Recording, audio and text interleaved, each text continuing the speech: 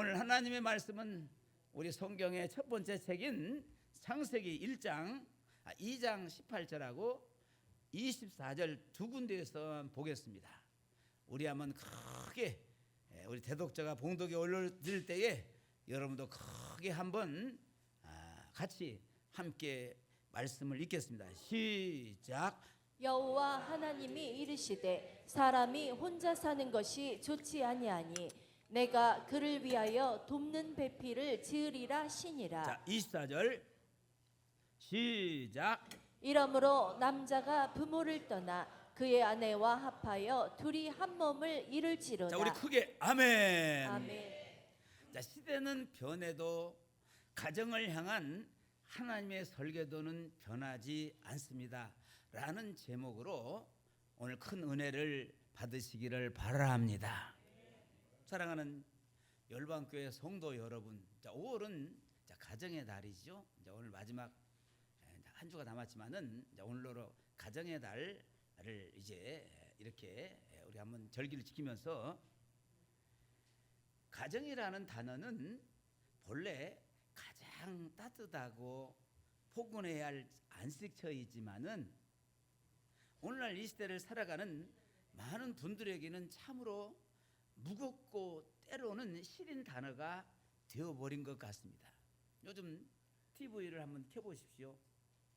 온 가족이 오손도손 모여 사는 정겨운 모습보다는 나 혼자 산다 같은 1인 가구의 일상이나 안타깝게 이혼한 우리의 삶을 조명하는 프로그램들이 훨씬 더 큰 인기를 끌고 있습니다. 그만큼 우리 사회에서 가정이 해체되고 각자의 생존을 위해 홀로 살아가는 외롭고 파편화된 시대가 되었다는 씁쓸한 증거지요. 성경은 한 남자와 한 여자가 만나서 사랑으로 결혼하고 생명인 자녀를 낳아 기르는 것을 진정한 가정이라고 말씀합니다. 이게 진짜 하나님이 설계한 진정한 가정이에요. 그런데 요즘 젊은 세대는 이런 생각을 할 것입니다. 목사님, 어느 구석기 시대에서 오셨습니까? 옛날 이야기를, 지금 시대가 어떤 때인데 옛날 이야기를 하고 계십니까? 라는 핀잔 아닌 반박을 할 것입니다. 저는 그들의 반응을 보며 타닥이 앞서서 깊은 멍멍함을 느낍니다. 우리 청년들과 부부들이 살아가야 할 현실이 너무나 팍팍하기 때문이에요. 천정부지로 치솟는 집값과 물가를 감당하며 생존하기 위해 부부가 함께 뼈 빠지게 일터로 나가야만 하는 절박한 시대죠. 삶이 이토록 지치고 여유가 없다 보니 부부가 서로를 불쌍히 여기고 품어주기보다는 예민해져서 부딪히게 됩니다. 과연 우리는 이 각박한 현실 속에서 하나님이 처음 디자인하신 진정한 가정의 행복을 어떻게 회복할 수가 있을까요? 첫째로, 가정을 향한 하나님의 설계도는 결코 시대에 뒤떨어진 낡은 유물이나 누군가를 얽매는 굴레가 아닙니다. 남녀 간의 대립과 갈등 얼마나 심합니까? 페미니즘이 팽배한 이 시대 속에서 세상은 성경적 가정을 크게 오해합니다. 성경이 말하는 가정은 여자를 집안에 가두고 남편에게 맹목적인 희생만 각오하는 폭력적인 가부장 제도라고 비판하죠. 하지만 성도 여러분, 결단코 그렇지 않습니다. 가정을 처음 만드신 하나님의 오리지널 설계도는 남자가 여자를 지배하거나 여자가 억눌려 지내야만 유지되는 불공평한 제도가 아니에요. 세상의 그 어떤 철학이나 사상보다 남녀를 가장 평등하고 존귀하게 대우하는 진리가 바로 성경에 담겨 있습니다. 오늘 본문 창세기 2장 18절의 말씀을 다시 한번 주목해 보시길 바랍니다. 우리 한번 같이 읽어볼까요? 자, 시작. 여호와 하나님이 이르시되 사람이 혼자 사는 것이 좋지 아니하니 내가 그를 위하여 돕는 배필을 지으리라. 아멘. 하나님께서는 홀로 있는 아담을 보시고 하와를 지으시며 그녀를 돕는 배필이라고 부르셨습니다. 따라서 돕는 배필. 많은 분들이 이 돕는 배필이라는 단어에서부터서 오해를 시작합니다. 남편은 효사를 이끄는 사장이고 아내는 그 옆에서 허드렛 일을 거두는 비서나 조수쯤으로 생각하는 거예요. 그래서 왜 여자만 돕는 조연 역할을 해야 하느냐라고 반발하지요. 하지만 성경의 원어인 히브리어로 이 단어의 진짜 의미를 살펴보면은 그 오해가 완전히 풀립니다. 돕는 배필에 해당하는 히브리어 에제르, 따서 에제르. 한번 우리도 히브리어 한번 해봅시다. 에제르는 결국 아랫사람을 지칭할 때 쓰는 단어가 아니에요. 놀랍게도 구약 성경에서 이 에제르라는 단어는 주로 절체절명의 위기에 빠진 인간을 구원하러 오시는 전능하신 하나님의 도우심을 표현할 때 사용되었습니다. 즉 아내라는 존재는 그저 남편의 시중을 드는 자가 아니라 남편 혼자서는 도저히 온전하게 살아갈 수가 없기에 그를 살려내고 완벽하게 채워주기 위해서 하나님이 파송하신 생명의 파트너요 구원의 투수라는 뜻입니다. 크게 아멘 해야지. 뭔지 아멘 하려고. 생명의 파트너고 구원의 투수예요. 남자 혼자 두면 잘 못 하잖아요. 꼭 여자가 같이 합쳐져야 합니다. 남자 혼자 두면 안 돼요. 남자 혼자 두면 자꾸 뻘짓합니다. 이상한 짓 해요.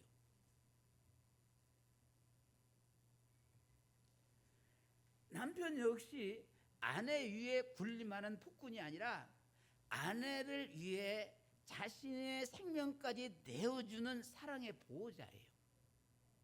맞벌이로 육아로 뼛속까지 지쳐있는 이 시대에 팍팍한 부부들에게 이 말씀은 생명줄과 같지요. 밖에서 온종일 시달리다가 집에 돌아오면 남편도 아내도 모두 녹초가 되지요. 몸이 힘들다 보니까 나도 돈 벌으라 힘든데 집안일은 왜 나만 해야 해? 당신만 힘들어? 나도 죽을 지경이야? 하며 날선 말로 서로를 찌르기 일쑤입니다. 세상의 흉흉한 남녀 갈등의 대결 구도가 우리 거실과 침실까지 밀고 들어왔습니다. 사랑하는 성도 여러분, 남편과 아내는 이겨 먹어야 할 적이나 경쟁자가 아니에요. 이 험한 세상을 함께 뚫고 나가라고 짝지어 주신 거룩한 한 팀입니다. 아멘. 우리 부부지간에 앉은 분들을 한번 옆에 보시면서 우리는 거룩한 한 팀입니다. 시작. 왜 안 해요? 서로 부부가 서로 안 앉았나?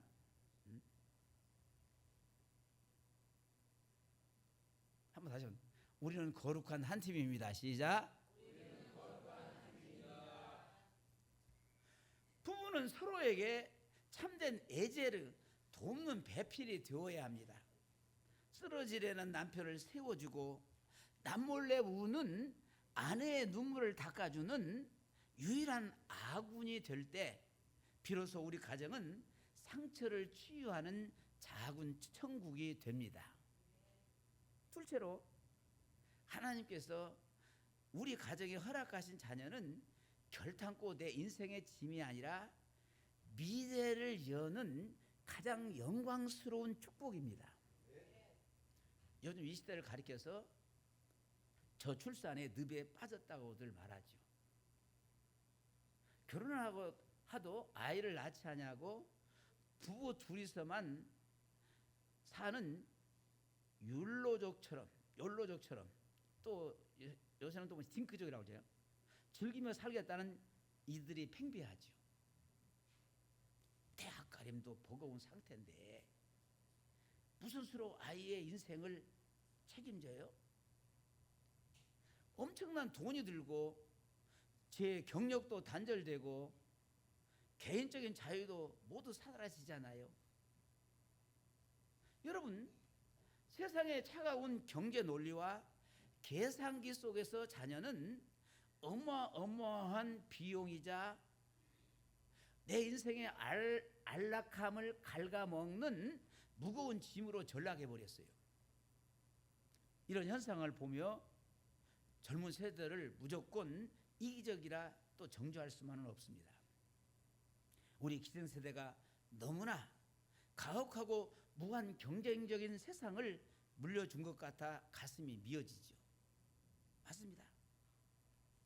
자녀를 기른다는 것은 낭만적인 동화가 아니에요.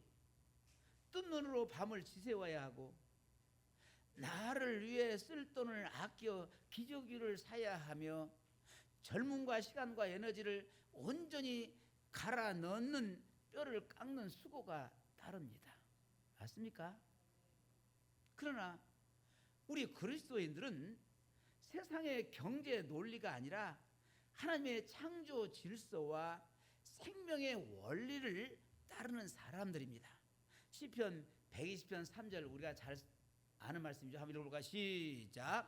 보라, 자식들은 여호와의 기업이요 태의 열매는 그의 상급이로다. 아멘. 자, 이렇게 하나님께서 말씀하셨습니다. 하나님께서 자녀를 주신 이유는 고생시키기 위함이 아닙니다.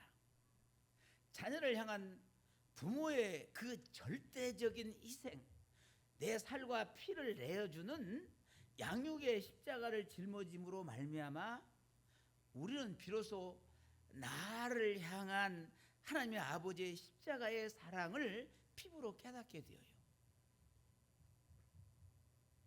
말 안 듣고 속 썩인 나를 하나님이 이렇게 아프도록 사랑하고 품어주셨구나. 자녀를 키우며 흘리는 눈물을 통해서 우리는 진짜 어른이 되고 예수의 마음을 닮아가는 성숙한 신앙인으로 빚어집니다.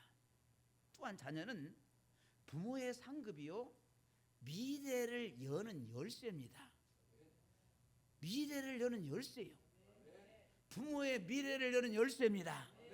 세상은 부모의 경쟁력이, 부모의 경제력이 아이의 미래를 결정한다고 속이지만은 성경은 부모의 기도가 아이의 미래를 결정한다라고 증명합니다.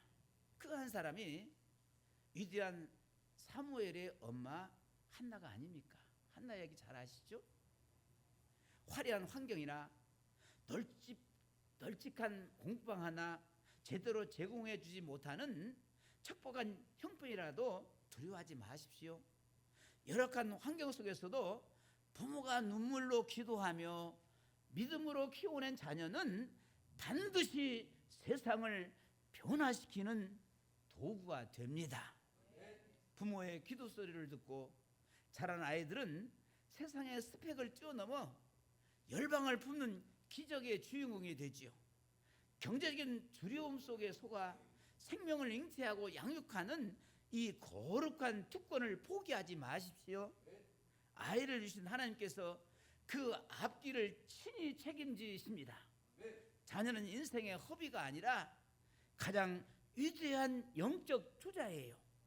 우리 교회의 젊은 가정마다 생명의 울음소리가 다시 가득 울려 퍼지기를 소망합니다. 마지막으로 육신의 가정이 깨어지고 상처를 입었을지라도 우리에게 영원히 끊어지지 않는 영적인 대가족, 바로 교회가 있습니다. 5월에 가정의 달이 되면은 세상 곳곳에 화목하고 달랄한 가족들의 모습이 넘쳐나죠. 하지만 오히려 이 가정의 달이 너무나 외롭고 고통스럽게 느껴지는 분들이 우리 주변에 참 많습니다. 사랑하는 배우자를 먼저 하늘나라로 떠나보내고 빈집에 홀로 남겨진 분들, 피치 못할 사정으로 이혼의 아픔을 겪고 눈물로 홀로 아이를 키우는 한부모 가족, 아직 반려자를 만나지 못해 삶의 무거운 짐을 혼자 짊어진 청년들, 그리고 겉으로는 멀쩡해 보이지만은 집 안에만 들어가면은 끊임없는 폭언과 갈등으로 지옥 같은 하루를 버텨내는 아픈 가정들이 있습니다. 이처럼 눈물을 안고 살아가는 분들에게 성경적인 완벽한 가정을 이야기해야 하는 것은 자칫 또 다른 상처나 날카로운 정죄로 다가갈 수 있습니다. 내 가정은 돌이킬 수 없는 실패작인가 하며 예배의 자리에조차 고개를 숙일지 모릅니다. 그러나 성도 여러분, 하나님의 은혜는 결함없는 완벽한 가정 안에만 갇혀 있는 것이 아닙니다. 시편 68편 5절에서 하나님께서 이렇게 말씀하십니다. 한번 읽어볼까요? 시작. 그의 거룩한 처소에 계신 하나님은 고아의 아버지시며 과부의 재판장이시라. 아멘. 하나님은 가정이 깨어져 홀로 남겨진 자들, 소외된 자들의 가장 든든한 남편과 아버지가 되어 주십니다. 육신의 가족은 우리의 곁을 떠날 수가 있지만은 하늘 아버지는 세상 끝날까지 우리를 고와 같이 버려두지 아니하시고 품어 주십니다. 예수님께서 마가복음 3장 35절에서도 누구든지 하나님의 뜻대로 행하는 자가 내 형제요 자매요 어머니다라고 말씀하십니다. 육신의 피를 나눈 가족만이 전부가 아닙니다. 예수 그리스도의 십자가의 보혈로 맺어진 우리 열방교회 공동체가 바로 하나님이 주신 가장 위대하고 영원한 영적 대가족입니다. 세상의 가족은 죽음으로 이별하지만은 우리 영적 가족은 영원한 천국까지 함께 손을 잡고 가는 생명의 공동체예요. 그렇게 우리 교회는 상처 입은 영혼들을 품어주는 따뜻한 영적 친정집이 되어야 합니다. 남편이 없는 성도에게는 교회가 남편의 역할을, 아멘, 아버지가 없는 아이들에게는 믿음의 어른들이 영적 아버지가 되어 주어야 합니다.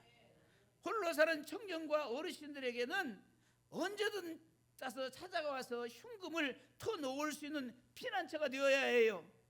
누군가의 가정적인 아픔을 정주하는 대신에 묵묵히 다가가서 빈자리를 채워주는 십자가의 사랑이 흘러 넘쳐야 합니다.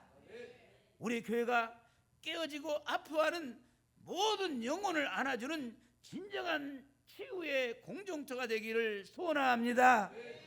내 가정이 조금 상처투성이라도 할지라도 결코 숨지 마십시오. 하나님의 친히 여러분의 완벽한 가족이 되십니다. 사랑하는 성도 여러분, 시대가 아무리 급변하고 세상의 유행이 나 혼자 사는 것이 편안하고 합리적이고 우리를 유혹할지라도 생명의 주관자 되신 하나님의 창조 질서와 가정을 향한 완벽한 설계도는 결코 변하지 않습니다. 참된 평안과 진정한 행복은 세상의 이기적인 계산법에 있는 것이 아니라 하나님이 처음 그려주신 그 사랑의 설계도 안으로 들어갈 때에 비로소 누릴 수가 있어요. 오늘 예배를 마치고 집으로 돌아가시면 그동안 부부 사이에 서로 나를 세우던 뾰족한 마음들을 십자가 앞에 다 내려놓으시기 바랍니다. 누가 더 힘든가 경쟁하며 삿대질을 하는 손을 거두고 오늘 밤 먼저 다가가서 따뜻한 말 한마디로 배우자의 어깨를 토닥여 주십시오. 여보, 당신도 밖에서 참 고생이 많지. 이 힘든 세상에 나와 함께 살아주어 진심으로 고마워. 아멘. 없는 사람은 어떻게 할까? 그냥 한번 해보세요. 집에 가서. 자녀들 있잖아요. 전화라도 애야 하면서 내가 내 아들이 되어서 고맙다, 내 딸이 되어서 고맙다. 한번 하세요. 아멘. 이 작은 고백이 쌓였던 갈등을 녹이고 가정을 천국으로 변화시키는 복음의 능력이 될 것입니다. 혹여나 육신의 가정에 남겨진 결핍 때문에, 고통 때문에 남몰래 눈물 짓는 분이 계신다면은 영원한 가족인 이 재단에서 위로와 힘을 얻으시기를 바랍니다.